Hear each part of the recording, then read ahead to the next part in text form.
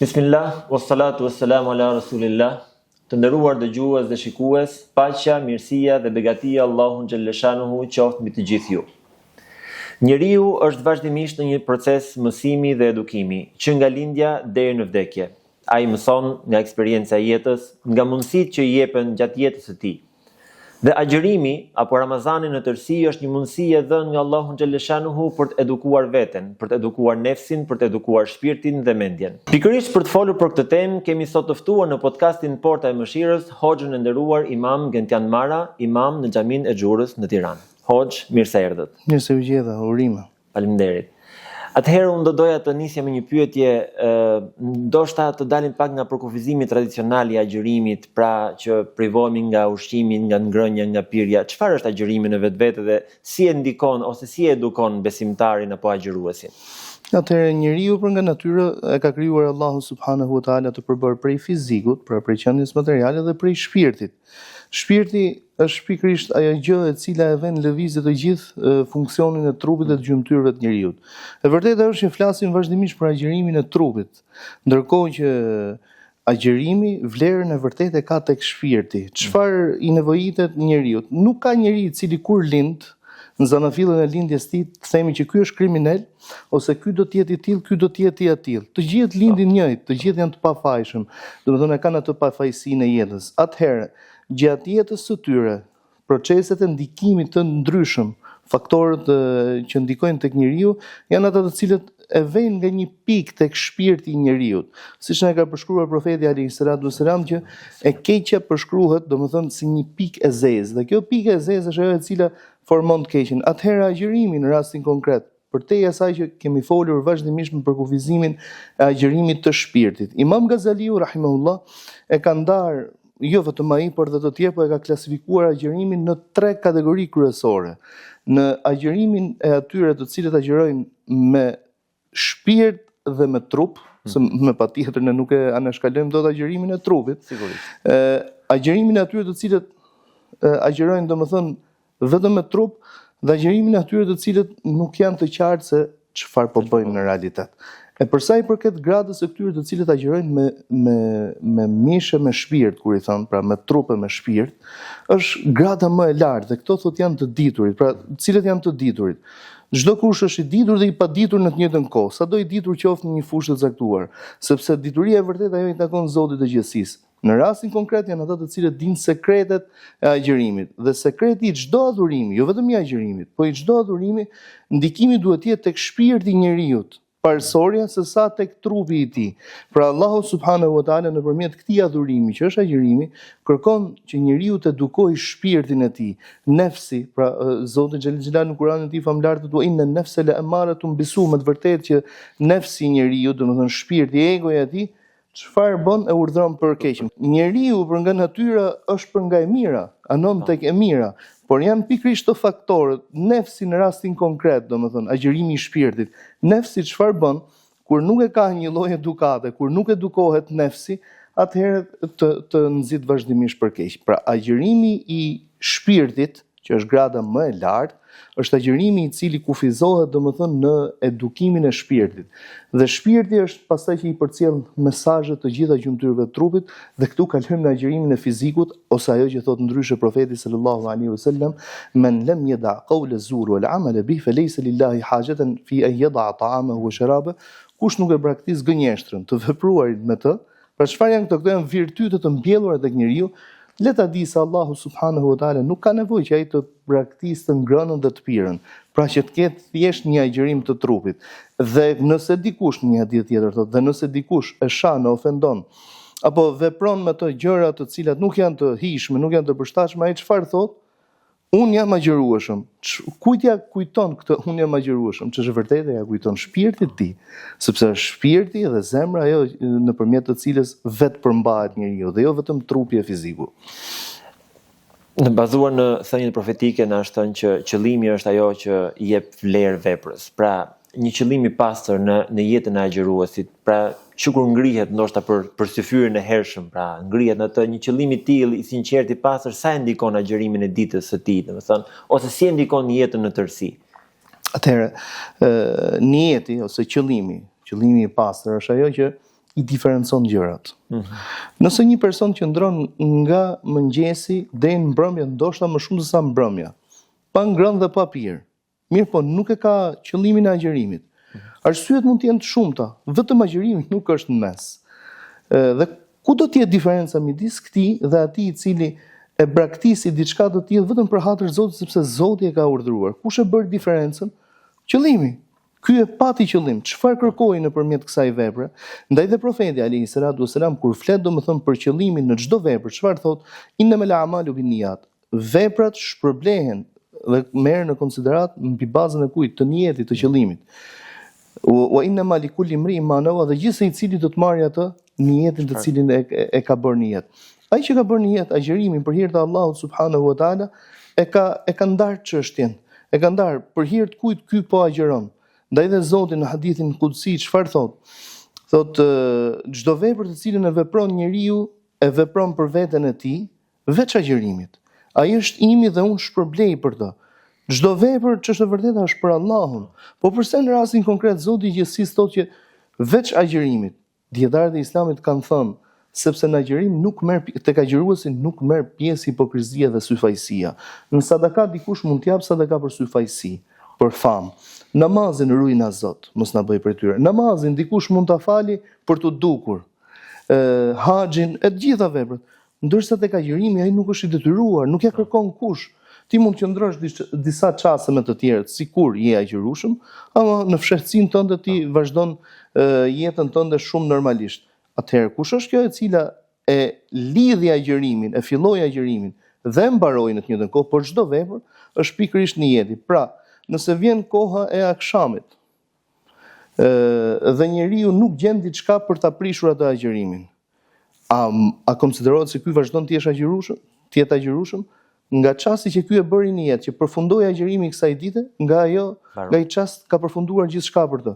E njëjta gjë ndodh edhe gjatë ditës. Shiko pra se si profeti alayhi salatu wasalam thot, kush han apo pin, konsumon domethënë diçka gjatë ditës në harres, duke mos qenë i vetëdijshëm, se ka bërë niyet, le ta di se atë e ka furnizuar Allahu, i ka dhënë për të ngrënë dhe për të pirë. Pra, kush e bëri diferencën? Qëllimi. Ky se kishte të qëllimshme. Dikush domethënë foli në namaz, supozojmë, sepse është paralelisht është e njëjta gjë. Foli në namaz me pa hir, nuk e kishte qëllim. E prishi namazin, ne themi që e prish namazin, e folura në namaz, me patjetër që e prish. Por ky nuk e kishte të qëllimshme diçka të tillë, atëherë u mor në konsiderat qëllimi, dhe qëllimi është ajo që bën diferencën në çdo vepër, qoftë agjerimi apo adhurime të ndryshme. Është një lloj vetdije se çfarë po bëj realisht. Vetdijsi me 100%, ti e din se çfarë kërkon të bësh. Allahu xhaleshanuhu na ka krijuar, i di dobësitë tona, i di që jemi njerëz gabimtar, njerëz të shkujdesur, që her pas here merremi ndoshta edhe pak mas dynjas dhe largohemi pak nga atmosfera e adhurimit. Prandaj na jep këto mundësi të ndryshme, Ramazanin, natën e Kadrit, kohë të ndryshme kur ne agjerojmë, Rexhepi, Shabani, muaj Sheval. Si ta shfrytëzojmë ne këtë si një shkollë, si shkolla që t'jep çelësat. Pra shkolla zakonisht të jep çelësa se si të ecësh në jetë, pra nuk je gjithë jetës në shkollë, por si ta shfrytëzojmë ne këtë Ramazan që të shohim edhe dobësitë tona, por të shohim dhe pikat e forta dhe më pas ti investojmë këto dhe që ti kemi përjetësisht me ne këto virtyte. I nderuar, nëse e vrem agjerimin në një krahasim tjetër, ndryshe nga adhurimet e tjera, vrem se në agjerim Zoti ka kërkuar prej ne shumë gjëra të lejuara, ti braktisim gjatë një kohe të caktuar, gjatë një kohe të kufizuar. Çfarë kërkon Allahu të na mësoj neve me këto? Allahu me madhnitë vet kërkon që ne ta reflektojmë këtë dashurinë ndaj të Madhit Zot. Pra të ka kërkuar të lejuarën ta braktisësh në një kohë të caktuar, në një sezon të caktuar, për hir të kujt? Për hir të Allahut. Dhe thotë wala khalufu fami sa'im atyabu 'inda Allahi min rihil misk. Me të vërtetë që era e gojës së agjëruesit, që është diçka shumë normale, domethënë, që e dim gjithë, është më e dashur për Allahun se sa aroma e miskut. Çfarë kërkon Zoti domethënë të tregojë nëpërmjet diçka të tillë? Kërkon të na tregojë se kjo shkollë, e cila është një edukim ose dhe riedukim, mund ta quash dhe riedukim, sepse është diçka e cila përsëritet në mënyrë të vazhdueshme, na përkujton edhe një herë tjetër qëllimin kryesor të krijimit ton, që është adhurimi i Allahut në çdo fjalë, në çdo vepër, në çdo vetpërmbajtje, qoftë kjo edhe në çdo heshtje. Dhe këtë më së miri domethënë na mëson agjërimi, sepse Zoti po kërkon prej teje, shiko, përmbahu ndaj kësaj, por ka dhe një diçka të dytë, një urtësi e cila dukshëm vrehet. Profeti alayhis salam thot: "El mu'minu kayyisun fatin." Besimtari është i urtë, është i mençur, por është dhe vigjilent në të njëjtën kohë. Dhe i tillë duhet të jetë gjatë gjithë kohës. Këtë ta kërkon ty agjërimi vazhdimisht. Që ti mos të rrish të justifikosh gjithmonë me faktin që se e harrova. Pra harrova një herë, gabova një herë, gabova 2 herë, harrova 3 herë, po pastaj. Agjërimi domethënë të përkujton ty në mënyrë të vazhdueshme origjinën dhe natyrën e besimtarit, që ti duhet të jesh i përmbajtur, po duhet të jesh i mençur, i urtë dhe të jesh vigjilent vazhdimisht. Tregohet një ndodhi qesharake, thot një person shkon tek një hoxh dhe i thot: "Hoxh, po agjëroja dje, agjërim nafile, mirë po harrova, kishe gatuar diçka të shijshme bashkëshortja, hëngra. S'ka gjë, thot hoxha, thot se ta ka çu Allahu, të ka ushqy Allahu." Thot i shkon të nesërmen dhe i thot: "Hoxh, sërish nisa ta agjëroj, një ditë të dytë domethënë, por ime shoqe kish gatuar domethënë një ëmbëlsirë shumë të shijshme, harrova dhe sërish thot e konsumova. Ka furnizuar Allahu, i thot hoxha. Shkon ditën e tretë dhe i ankohet për një të tretë, thot vlla, e di si është puna, ti nuk ke problem me harresën, ti ke problem thot se që ke neps sqari i madh. Lidhi duart kur ta agjërosh, edhe nuk do i fusësh domethënë duart kudo. Atëherë agjërimi na mundson ne të reflektojmë fillimisht, na tregon se si duhet jetë natyra e njeriu edukative, duhet jetë i vetëpërmbajtur, duhet jetë i zgjuar, i mençur, por mbi të gjitha është ajo që për hir të kujt po e bëj këtë, sepse profeti sallallahu alaihi wasallam pra ka thënë, nëse dikush e shan apo e ofendon apo e ngacmon, le t'i thoj, unë jam agjërueshëm. Kan thënë, e para unë jam agjërueshëm, sepse e përsërit 2 herë, thot e para ja thot vetes ti, e dyta ja thot tjetrit. Duke ja thënë tjetrit i tregon domethënë se kush është qëllimi final i agjërimit. Unë agjëroj për Allahun, dhe ta bësh diçka për Allahun do thotë të mos e përzihesh krijesën e Zotit, sado që krijesa e Zotit jetë e bezdisshme me ty,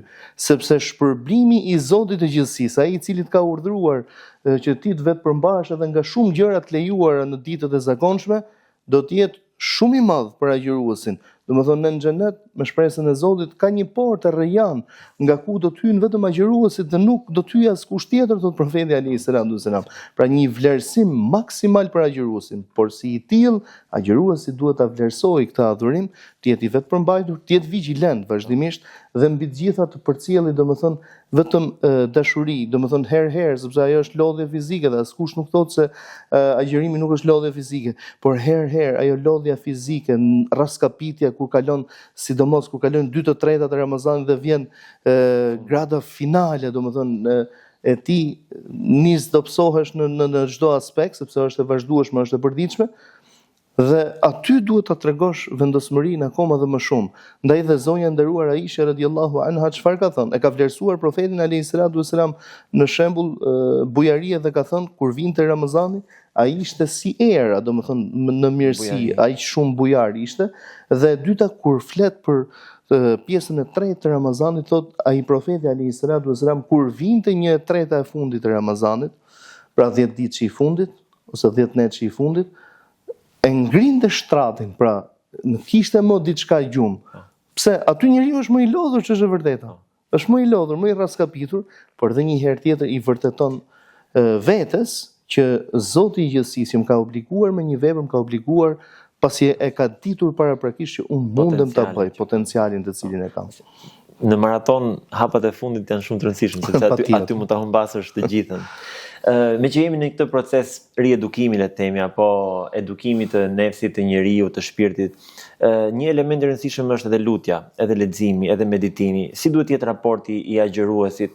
Po ndonjëherë dëgjojmë edhe shaka midis shokësh që thotë po unë po bëj këtë, do i bëj gjitha sot, domethënë pa unë jam agjërueshëm, do bëj edhe leximin dhe meditimin. Çfarë raporti duhet ketë besimtari? Si ta ruaj edhe këtë shpirtin e leximit dhe të meditimit, dhe lutjes sidomos në këtë muaj? E para herë Kurani është, agjërimi është muaji i Kuranit. Pra, siç na cilëson Zoti i gjithësisë, që në të u shpall Kurani. Ndaj dhe kanë thënë, Ai Kur'ani u shpall në muajin e Ramazanit dhe e bëri muajin më të veçantë. U zbrit në natën e Kadrit dhe e bëri natën më të veçantë. Ju shpall profetit Muhammed alayhis salam dhe e bëri më të veçantë në mesin e mbar profetëve. Pra, ky është muaji i Kur'anit, është muaji i meditimit. Është ajo që shumë prej dietarëve të Islamit, domethënë, ja kushtonin kohën e tyre në Ramazan kujt komplet Kur'anit. Ndaj vrem dietar të mëdhenj si Imam Shafiu rahimahullah, që në muajin e Ramazanit thot ai dhe të tjerë, patjetër, po japim shembullin konkret, pezullonte aktivitetin e tij në mësimdhënie. Dhe thonte dua të jemi fokusuar domethënë në shfrytëzimin e Ramazanit.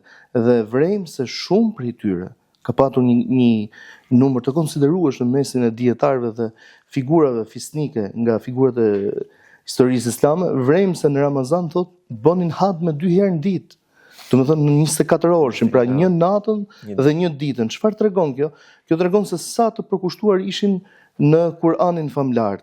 Dhe për leximin e Kur'anit, pasi është muaji domethënë i Kur'anit konkretisht, është muaji i Kur'anit se të u shpall, profeti alayhis salam ka thënë çdo harf, çdo shkronjë të cilën e lexon kënduesi, thot i ka 10 sevape. Nuk them se Elif Lam Mim, pra siç e dim kemi 15 sura në Kur'anin famlar, ku hyrjet e tyre janë disa iniciale, domethënë, si Elif Lam Mim, Kaf, Taha e tjera me radhë, thot nuk them se Elif Lam Mim është 10 sevape, po them Elifi 10 sevape, Lami 10 sevape, Mimi 10 sevape.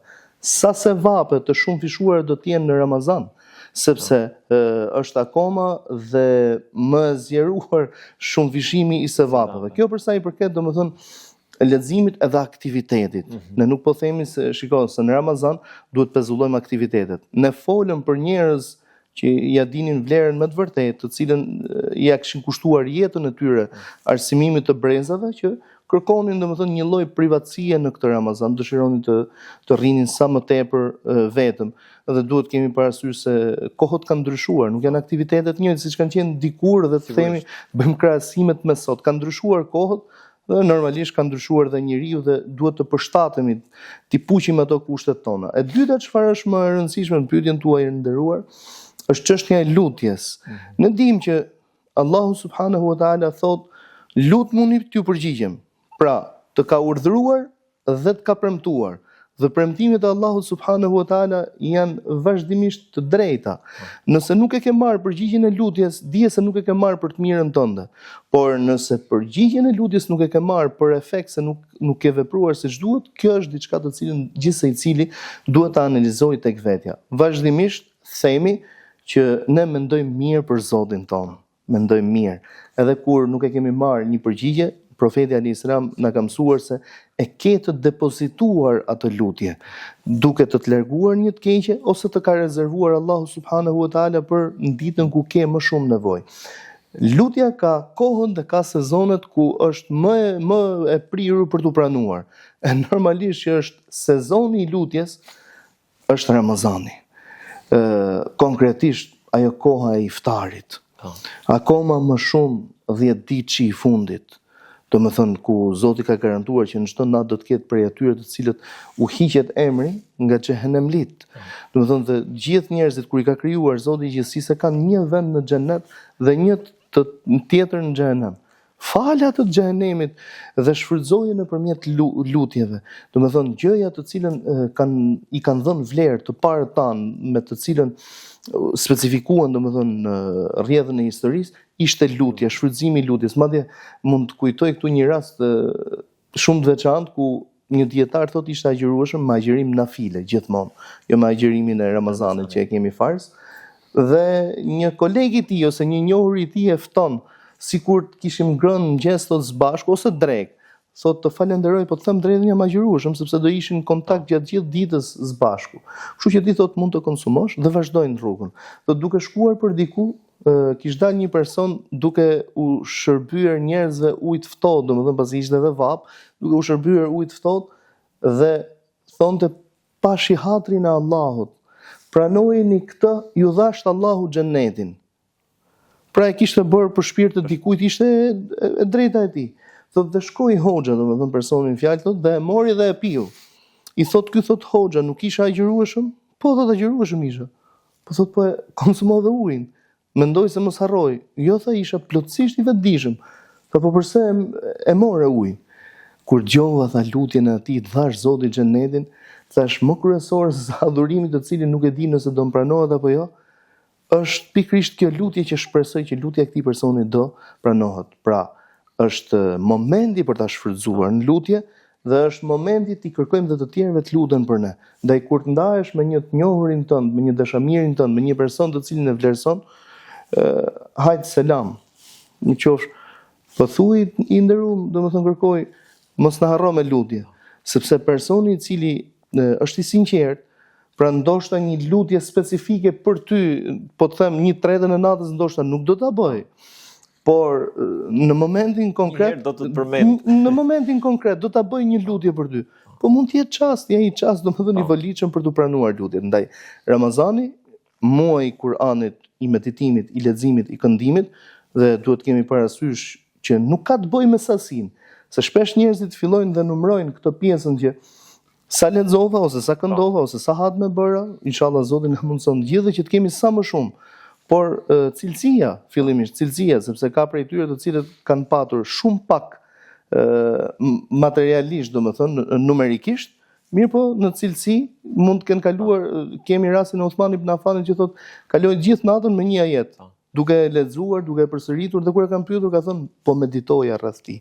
Pra lexim i Kur'anit me meditim, pas tij të shfrytëzohet me lutje, lutja të paraprihet nga një vepër e mirë krahas leximit të Kuranit, një sadaka, një namaz, e të gjitha me radhë, dhe ashtu shpresojmë që të arrijmë domethënë të gjitha të vlerën e tij. Hoxh, faleminderit, Allah ju shpërbleft. Një mesazh të shkurtër në përmbyllje të këtij emisioni për gjithë dëgjuesit, për gjithë besimtarët apo agjëruesit. Fillimisht do thoja e falenderojmë Allahun që na mundsoi të arrijmë. E lutim Allahun të na mundsoi ta jetojmë ashtu siç Allahu e kërkon prej nesh. Ne jemi të metë, jemi gabimtar, por veprën të cilën e veprojmë për atë i cili shpërblen pa kufi. Ai i cili pranon edhe për të mangëtve siç jemi ne krijesat e tij. Le të japim më të mirën e mundshme në këtë muaj dhe ta japim për Allahun. Ka kush i shënon veprat tona, ka kush i shënon. Të mos merremi se sa veprove, se ka me lajke të cilët i ka caktuar Allahu subhanahu wa taala. Ramazani dhe çdo adhurim tjetër nuk jetohet i vetëm, të nderuarit e mi, jetohet me të tjerët. Ndaj dhe profeti sallallahu alaihi wasallam për ta përmbyllur ka thënë el mu'minu ya'lafu yu'lafu la khayra fi man la ya'lafu la yu'laf. Besimtari miqësohet kur dikush i ofron miqësi dhe të miqëson, të afron. Dhe nuk ka dobi në atë besimtar i cili as nuk miqësohet, as nuk të ofron miqësi. Nëse agjërojmë për Allahun subhanahu wa taala, duhet të shoqërojmë edhe shoqërinë për rreth nesh, fëmijësinë, familjen po e po, t'i japim hakun gjithë secilit ashtu siç i takon. Edhe një herë Allah ju shpërbleft për kohën, për mesazhet e bukura dhe informacionet që na dhat. Të nderuar dëgjues dhe shikues, kemi mbërritur në fundin e këtij emisioni dhe elus Allahun xhalleshanuhu t'i pranoj agjërimin dhe adhurimet e kësaj dite. Miru takofshim.